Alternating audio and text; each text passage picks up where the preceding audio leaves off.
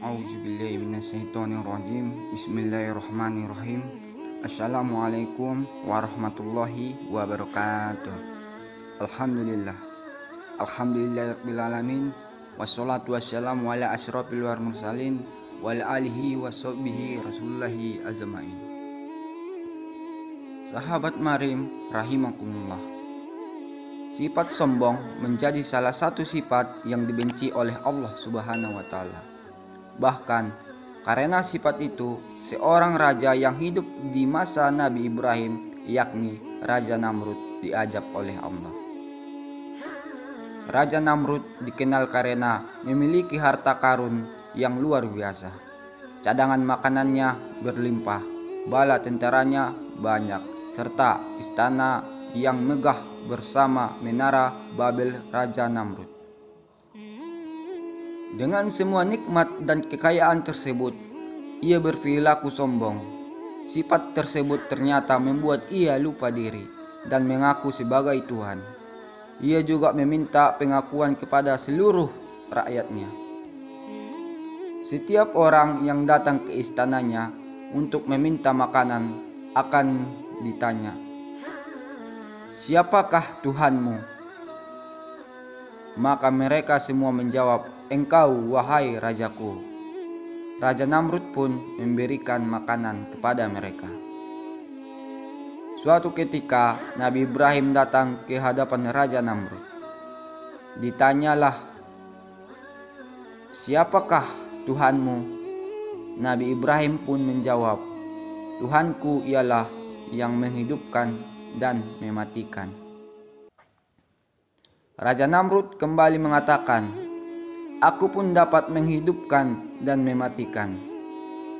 Maka Nabi Ibrahim meminta Raja Namrud untuk menerbitkan matahari dari barat seperti yang dilakukan oleh Allah Subhanahu wa taala.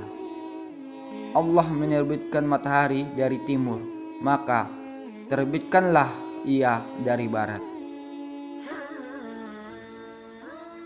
Kisah tersebut jelas difirmankan oleh Allah Subhanahu wa taala dalam Quran surah Al-Baqarah ayat 258. Tidakkah kamu memperhatikan orang yang mendebat Ibrahim mengenai Tuhannya? Karena Allah telah memberinya kerajaan atau kekuasaan. Ketika Ibrahim berkata, "Tuhanku ialah yang menghidupkan dan mematikan," dia berkata, "Aku pun dapat menghidupkan dan mematikan." Ibrahim berkata, "Allah menerbitkan matahari dari timur, maka terbitkanlah ia dari barat." Maka bingunglah orang yang kafir itu. Allah tidak memberi petunjuk kepada orang-orang yang zalim. Mendengar Nabi Ibrahim menjawab itu, Raja Namrud hanya terdiam dan mengusirnya. Nabi Ibrahim pun pulang dengan membawa tangan kosong. Namun Allah Subhanahu wa taala memberikan rezeki tak terduga kepada Nabi Ibrahim. Ia mengubah sebuah kantong pasir menjadi makanan lezat dengan berbagai macam pilihan. Setelah hari itu, Raja Namrud pun gelisah. Allah Subhanahu wa taala pun mengutus malaikat dan mengajaknya untuk beriman kepada Allah. Hanya saja lagi-lagi sifat sombongnya membuat ia lupa diri.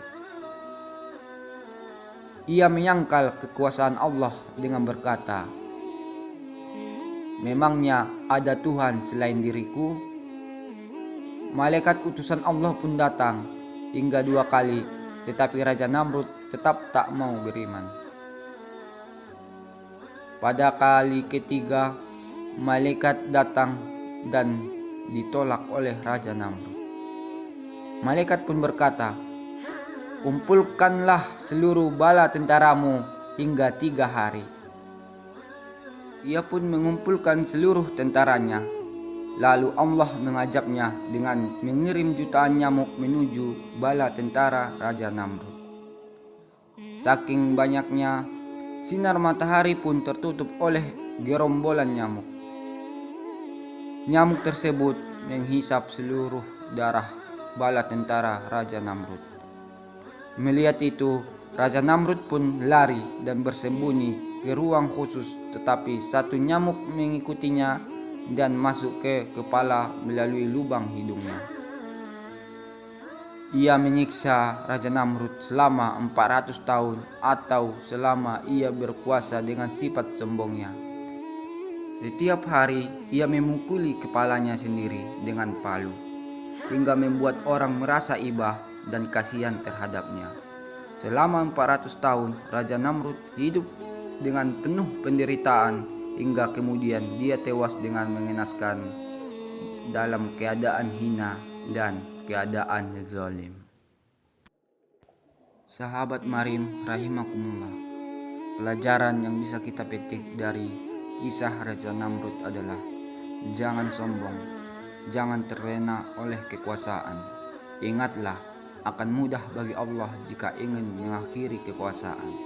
Cukup baginya mengirimkan burung-burung sebagaimana yang dilakukan pada tentara Abraham, mengutus nyamuk sebagaimana dilakukan kepada Namrud sesama tentaranya, ditenggelamkan ke dalam laut sebagaimana yang dilakukan pada Fir'aun bersama pengikutnya, atau mengirim banjir besar sebagaimana dikirimkan pada umat Nabi Nuh.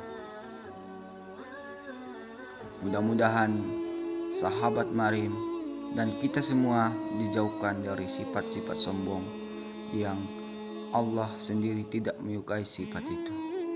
Wabillahi taufiq walhidayah. Wassalamualaikum warahmatullahi wabarakatuh.